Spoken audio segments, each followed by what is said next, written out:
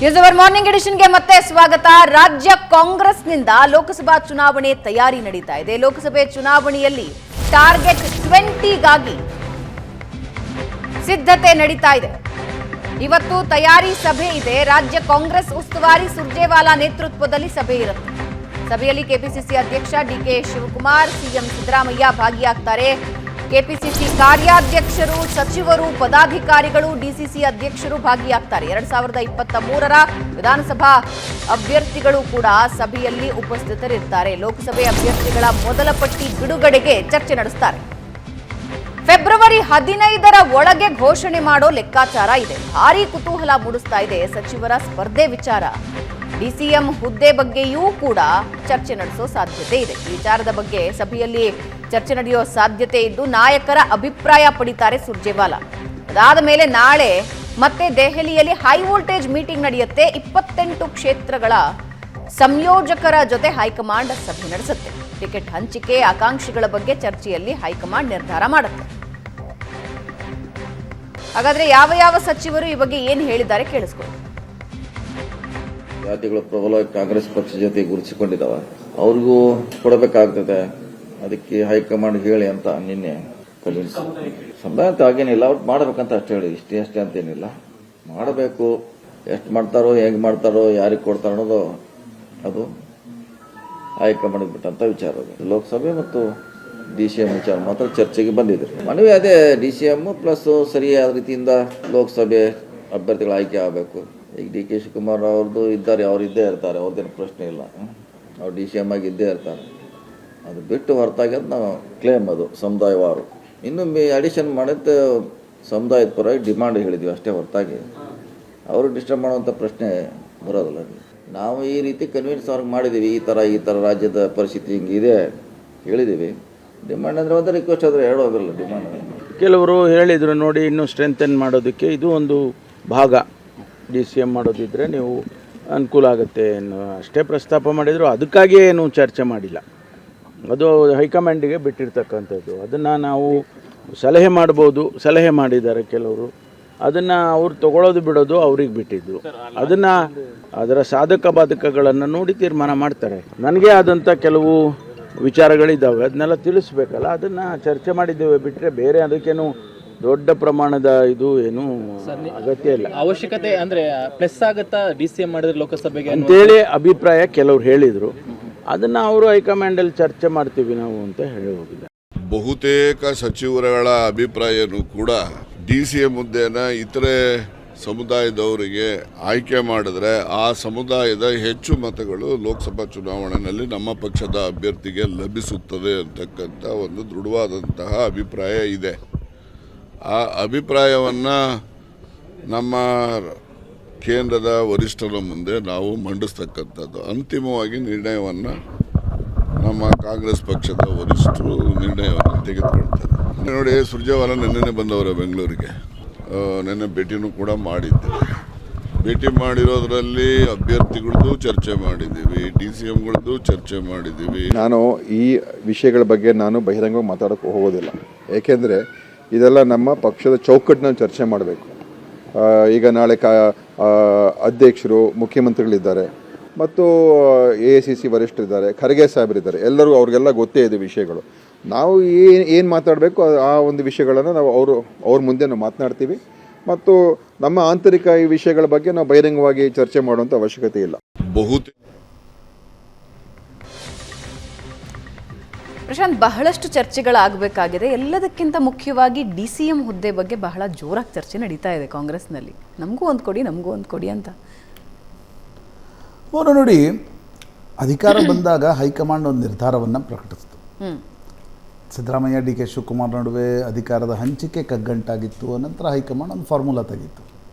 ಏನು ಫಾರ್ಮುಲಾ? ಹೊರಗಡೆ ಬಹಿರಂಗವಾಗಿ ಹೇಳಿದರು, ಇಲ್ಲ ಸಿದ್ದರಾಮಯ್ಯ ಮುಖ್ಯಮಂತ್ರಿ ಆಗ್ತಾರೆ, D K Shivakumar all powerful deputy chief minister, ಈ ಮಾತನ್ನು KC ವೇಣುಗೋಪಾಲ್ ಹೇಳಿದರು. ಜೊತೆಗೆ KPCC ಅಧ್ಯಕ್ಷರಾಗಿ ಡಿ ಕೆ ಶಿವಕುಮಾರ್ ಚುನಾವಣೆವರೆಗೆ ಮುಂದುವರಿತಾರೆ. ಅದಾದ ನಂತರ ಸುದ್ದಿ ಬಂತು, ಸೋನಿಯಾ ಗಾಂಧಿ ಡಿ ಕೆ ಶಿವಕುಮಾರ್ ಮತ್ತು ಸಿದ್ದರಾಮಯ್ಯ ಇಬ್ಬರಿಗೂ ಕರೆದು ಹೇಳಿದ್ದಾರೆ, 2.5 ವರ್ಷ ಸಿದ್ದರಾಮಯ್ಯನವರು ಮುಖ್ಯಮಂತ್ರಿ ಆಗಿರ್ತಾರೆ, 2.5 ವರ್ಷ ಡಿ ಕೆ ಶಿವಕುಮಾರ್ ಮುಖ್ಯಮಂತ್ರಿ ಆಗಿರ್ತಾರೆ. ಇದನ್ನು ಬಹಿರಂಗವಾಗಿ ಹೇಳಲಿಕ್ಕೆ ಸಾಧ್ಯ ಇಲ್ಲ. ಆದರೆ ಸೋನಿಯಾ ಗಾಂಧಿ ಎದುರುಗಡೆ ಸಿದ್ದರಾಮಯ್ಯನವ್ರಿಗೂ ವಿಷಯ ತಿಳಿಸಲಾಗಿದೆ, ಡಿ ಕೆ ಶಿವಕುಮಾರ್ಗೂ ವಿಷಯ ತಿಳಿಸಲಾಗಿದೆ. ಸಿದ್ದರಾಮಯ್ಯನವರ ಬಣ ಇಲ್ಲಿಯವರೆಗೆ ಸೋನಿಯಾ ಗಾಂಧಿ ಇದನ್ನು ಹೇಳಿದ್ದಾರೆ ಅನ್ನೋದನ್ನು ಹೇಳಿಲ್ಲ. ಆದರೆ ಡಿ ಕೆ ಶಿವಕುಮಾರ್ ಬಣ ಖಾಸಗಿಯಾಗಿ ಪತ್ರಕರ್ತರ ಎದುರು, ತಮ್ಮ ಕಾರ್ಯಕರ್ತರ ಎದುರು, ಇಲ್ಲ ಮೇಡಮ್ ಸಿಮ್ಲಾದಲ್ಲಿದ್ದರು, ಅಲ್ಲಿಂದ ವಿಡಿಯೋ ಕಾನ್ಫರೆನ್ಸಿಂಗ್ ಮೂಲಕ ರಾಹುಲ್ ಗಾಂಧಿ ಮನೆಗೆ ಸಿದ್ದರಾಮಯ್ಯ ಡಿ ಕೆ ಶಿವಕುಮಾರ್ ಹೋದಾಗ ಹೇಳಿದ್ದಾರೆ 2.5 ವರ್ಷ ಅಂತಕ್ಕಂಥದ್ದನ್ನು ಡಿ ಕೆ ಬಣ ಹೇಳ್ತಾ ಇದೆ, ಸಿದ್ದರಾಮಯ್ಯ ಬಣ ಹೇಳ್ತಾ ಇಲ್ಲ. ಸೊ ಇಡೀ ಸರ್ಕಾರದ ಕಗ್ಗಂಟು, ಇಡೀ ಸರ್ಕಾರದ ಒಂದು ಫಾಲ್ಟ್ ಲೈನ್ ಅಂತ ನೀವು ಅದನ್ನು ಕರೆಯೋದಾದರೆ, ವಲ್ನರೇಬಲ್ ಏರಿಯಾ ಅಂತ ಕರೆಯೋದಾದರೆ 2.5 ವರ್ಷದ ನಂತರ ಡಿ ಕೆಗೆ ಅವಕಾಶ ಸಿಗಲ್ಲ. ಯಾಕಂದರೆ 2 ಉದಾಹರಣೆಗಳಿವೆ. ಒಂದು ಛತ್ತೀಸ್ಗಢದ ಉದಾಹರಣೆ, ಭೂಪೇಶ್ ಬಘೇಲ್ ಮತ್ತು ಸಿಂಗ್ದೇವ್ ನಡುವೆ ನಡೆದಿತ್ತು, ಇದೇ ರೀತಿಯ ಪ್ಯಾಕ್ಟ್ ನಡೆದಿತ್ತು, ಭೂಪೇಶ್ ಬಘೇಲ್ ಅದನ್ನು ಒಪ್ಕೊಳ್ಳಿಲ್ಲ. ರಾಜಸ್ಥಾನದಲ್ಲೂ ಕೂಡ ಸಚಿನ್ ಪೈಲಟ್ರನ್ನು ತರುವ ಪ್ರಯತ್ನವನ್ನು ಹೈಕಮಾಂಡ್ ಮಾಡಿದರೂ ಕೂಡ ಅಶೋಕ್ ಗೆಹ್ಲೋಟ್ ಅದಕ್ಕೆ ಒಪ್ಪಲಿಲ್ಲ. ಈಗ ಕರ್ನಾಟಕದಲ್ಲಿ ಸಿದ್ದರಾಮಯ್ಯನವರು ಒಪ್ತಾರಾ ಅಂತಕ್ಕಂಥ ಪ್ರಶ್ನೆಗಳಿದ್ವು. ಈಗ ಅವರ ಹೇಳಿಕೆಗಳನ್ನು ಗಮನಿಸಿದರೆ, ಡಾಕ್ಟರ್ ಯತೀಂದ್ರರ ಹೇಳಿಕೆ ಬಗ್ಗೆ ನಾವು ಕಳೆದ ವಾರವಷ್ಟೇ ಮಾತನಾಡಿದ್ವಿ. 5 ವರ್ಷ ಸಿದ್ದರಾಮಯ್ಯನವರು ಮುಂದುವರಿಲಿಕ್ಕೆ ಕುರುಬ ಸಮಾಜದ ಬೆಂಬಲ ಅವಶ್ಯಕ ಅಂತ. ಅಂದರೆ ಆ ಚರ್ಚೆ ಇದೆ. ಆ ಕಾರಣದಿಂದ ಸಿದ್ದರಾಮಯ್ಯನವರ ಬಣ ಕೂಡ ಯಾವುದೇ ಕಾರಣಕ್ಕೂ ಮುಖ್ಯಮಂತ್ರಿ ಸ್ಥಾನ ಬಿಟ್ಕೊಡೋಲ್ಲ ಅಂತಕ್ಕಂಥ ಒಂದು ನಿರ್ಧಾರವನ್ನು ತಳೆದಿದೆ. ಈಗ ಸಿದ್ದರಾಮಯ್ಯ ಬಣದ ಹಿರಿಯ ಸಚಿವರು, ಪರಮೇಶ್ವರ್ ಬಿಟ್ಬಿಡಿ, ಪರಮೇಶ್ವರ್ ಕಾಂಗ್ರೆಸ್ ನಿಷ್ಠರು, ಸಿದ್ದರಾಮಯ್ಯ ಬಣ ಅಂತ ಹೇಳಕ್ಕೆ ಸಾಧ್ಯ ಇಲ್ಲ. ಸತೀಶ್ ಜಾರಕಿಹೊಳಿ, ರಾಜಣ್ಣ, MB ಪಾಟೀಲ್, ದಿನೇಶ್ ಗುಂಡೂರಾವ್ ಇವರೆಲ್ಲರೂ ಸಿದ್ದರಾಮಯ್ಯನವರ ಬಣದವರು. ಇವರೊಂದು ಮೀಟಿಂಗನ್ನು, ಡಿನ್ನರ್ ಮೀಟಿಂಗನ್ನು ಮಾಡ್ತಾರೆ. ಅದರಲ್ಲಿ ಪರಮೇಶ್ವರ್ ಮತ್ತು ಮುನಿಯಪ್ಪನವರು ಹೋಗ್ತಾರೆ. ಮೀಟಿಂಗಲ್ಲಿ ಏನು ನಿರ್ಧಾರ ಆಗುತ್ತೆ? DCMಗಳನ್ನು ಕೇಳೋದು ಅಂತ. ಸುರ್ಜೇವಾಲಾ ಎದುರುಗಡೆ ಹಿರಿಯ ಸಚಿವರು ಬೇಡಿಕೆಯನ್ನು ಇಟ್ಟಿದ್ದಾರೆ. ಇಲ್ಲ, ನೀವು ಬರೀ ಡಿ ಕೆ ಶಿವಕುಮಾರನ್ನು DCM ಮಾಡಿದರೆ ಡೆಮೋಗ್ರಫಿಕ್ ರಿಪ್ರೆಸೆಂಟೇಷನ್ ಆಗಲ್ಲ. BJPಯ ಉದಾಹರಣೆ ಮುಂದಿದೆ. ಛತ್ತೀಸ್ಗಢ, ಮಧ್ಯಪ್ರದೇಶ, ರಾಜಸ್ಥಾನದಲ್ಲಿ 2 DCM ಕೊಟ್ಟಿದ್ದಾರೆ. ಒಂದು SC ಕೊಡ್ತಾರೆ, ಒಂದು OBC ಕೊಡ್ತಾರೆ. ಅಪ್ಪರ್ ಕಾಸ್ಟ್ ಮುಖ್ಯಮಂತ್ರಿ ಇದ್ದರೆ OBC ಡೆಪ್ಯೂಟಿ CM ಇರುತ್ತೆ, OBC ಡೆಪ್ಯೂಟಿ CM ಇದ್ದರೆ ಅಪ್ಪರ್ ಕಾಸ್ಟ್ DCM ಇರುತ್ತೆ. ಆ ರೀತಿ ನಾವು ಮಾಡದೆ ಹೋದರೆ ನಮಗೆ ಡೆಮೋಗ್ರಫಿಕ್ ರಿಪ್ರೆಸೆಂಟೇಷನ್ ಸೂಟ್ ಆಗಲ್ಲ ಅನ್ನೋದನ್ನು ಹಿರಿಯ ಸಚಿವರು ರಣದೀಪ್ ಸುರ್ಜೇವಾಲಾಗೆ ಕನ್ವೆ ಮಾಡ್ತಕ್ಕಂಥ ಪ್ರಯತ್ನವನ್ನು ಮಾಡ್ತಾ ಇದ್ದಾರೆ. ನನಗನ್ಸುತ್ತೆ ಇದು ಹೈಕಮಾಂಡನ್ನು ಒಂದು ಅಡ್ಡಕತ್ತರಿಯಲ್ಲಿ ಸಿಲುಕಿಸುವ ಪ್ರಯತ್ನ.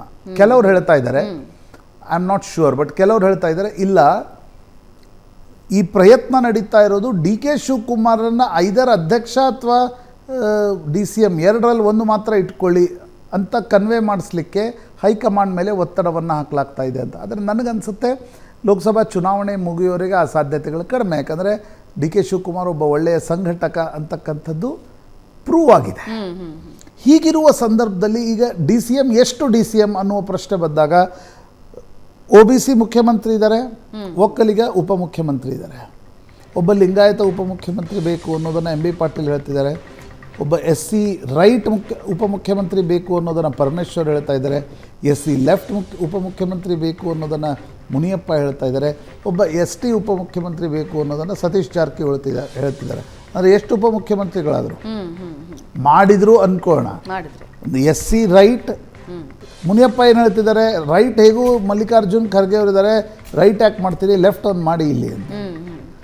ಪರಮೇಶ್ವರ್ ಹೇಳ್ತಾರೆ ರೈಟ್ಗೆ ನೀವು ಪ್ರಾತಿನಿಧ್ಯವನ್ನು ಕೊಡದೇ ಹೋದರೆ BJP ಅವರನ್ನು ಸೆಳೆದುಕೊಳ್ಳುತ್ತೆ ಅನ್ನೋದನ್ನು ಪರಮೇಶ್ವರ್ ಕನ್ವೆ ಮಾಡುವ ಪ್ರಯತ್ನವನ್ನು ಮಾಡ್ತಾರೆ. ಹೀಗಾಗಿ ಡೆಮೋಗ್ರಫಿಕ್ ರಿಪ್ರೆಸೆಂಟೇಷನ್ನ ಒಂದು ಒತ್ತಡ ಏನು ಮಾಡಲಾಗ್ತಾ ಇದೆ, ಅದು ನನಗನ್ಸುತ್ತೆ ಭಾವನಾ, ಎಲ್ರಿಗೂ ಗೊತ್ತು ಇಷ್ಟು DCMಗಳನ್ನು ಕರ್ನಾಟಕದಲ್ಲಿ ಈಗ ಮಾಡಲಿಕ್ಕೆ ಸಾಧ್ಯ ಇಲ್ಲ. ಡಿ ಕೆ ಶಿವಕುಮಾರ್ ಹೈಕಮಾಂಡ್ ಒಂದು ಮಾತು ಕೊಟ್ಟಿದೆ. ಆದರೆ ಇದನ್ನು ಯಾಕೆ ಮಾಡಲಾಗ್ತಿದೆ ಅಂತಂದರೆ ಡಿ ಕೆ ಶಿವಕುಮಾರನ್ನು ಕಾರ್ನರ್ ಮಾಡ್ತಕ್ಕಂಥ ಪ್ರಯತ್ನವನ್ನು ಸಿದ್ದರಾಮಯ್ಯ ಬಣ ಮಾಡ್ತಾ ಇದೆ.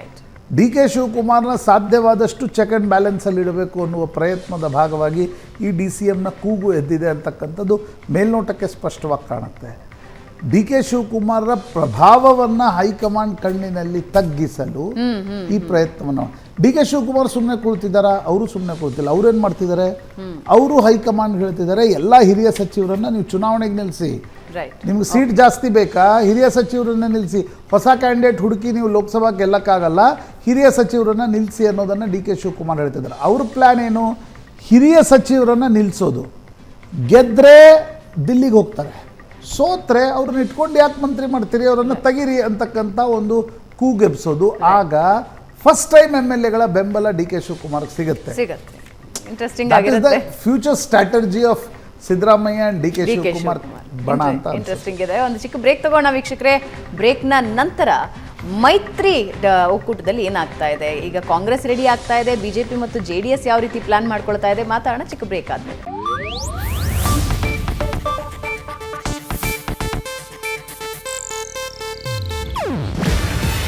ಇದು ಏಷ್ಯಾನೆಟ್ ನ್ಯೂಸ್ ನೆಟ್ವರ್ಕ್ ಪ್ರಸ್ತುತಿ. ನೀವು ನೋಡ್ತಿದ್ದೀರಾ ಏಷ್ಯಾನೆಟ್ ಸುವರ್ಣ ನ್ಯೂಸ್.